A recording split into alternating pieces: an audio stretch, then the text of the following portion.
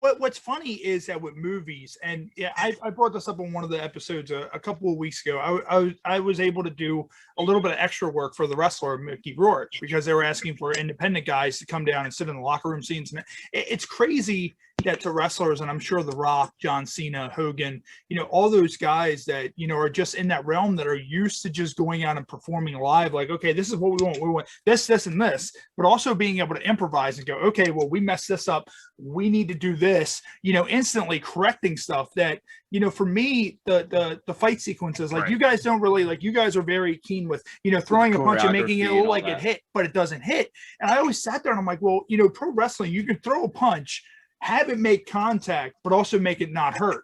And I always thought, I'm like, how come Hollywood has never, adapted that? And I guess, they're probably just afraid. I don't know. I'd argue that they do some of those hits are probably pretty real. Oh yeah, I've heard that some people have actually gotten hit during movies, like because it would just slip, or like you would get someone like a John Cena that's never, and they're used to just making contact, and it's just kind of like, okay, well, what's your thoughts on that with the fight sequences? Like, do you like the way that they're kind of choreographed, like where it's kind of missing, or do you feel that there should be a little bit more realism to it, to where you can sell it, like you can make contact with it, you can sell it and register it, but also it's the kind of thing that it's not really a punch, along with that. Matt, I have to laugh with you because it's been many a time that the punch wasn't supposed to land and it landed. Whole lot of time that the kick wasn't supposed to land and it landed. And I think at the end of the day, when stunt performers are performing with each other, we don't mind the contact, especially if it's body shots. With the facial shots, you got to be careful because, like I said, you guys train every day to make sure you control the contact point.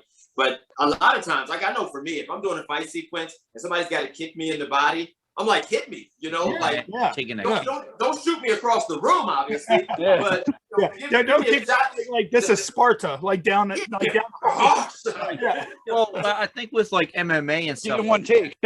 when they're training, I think it's like a 50-50. Like you're not supposed to hit fully on. You have to give them like a 50% like kick. Yeah.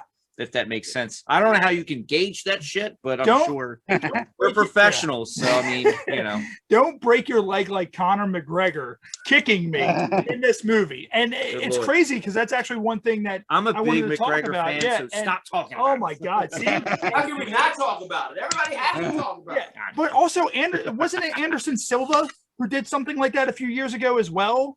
We got Anderson Silva, we got Chris Weidman, just had it happen recently, and now we got Conor McGregor. All snapped their legs in the ring. And